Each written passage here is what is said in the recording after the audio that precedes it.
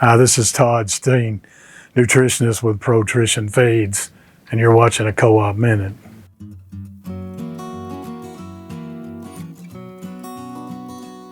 Copper in the small ruminant. We're always worried about copper toxicity with the sheep because the absorption of that particular trace mineral is very highly absorbable into the animal, and if it's absorbed at greater than the requirement, then it will be sent to the liver, and the liver will store that particular mineral. And over time, the liver copper will continue to build up till it gets to the point of toxicity.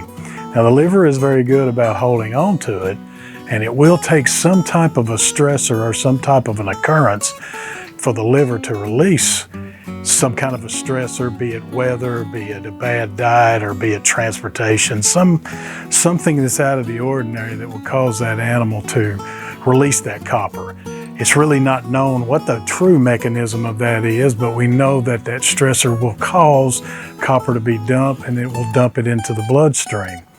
Now, that will be dumped at such a high concentration, the renal system or the kidneys won't be able to excrete it. So when that happens, then you typically have a toxic situation, and then potentially will have death.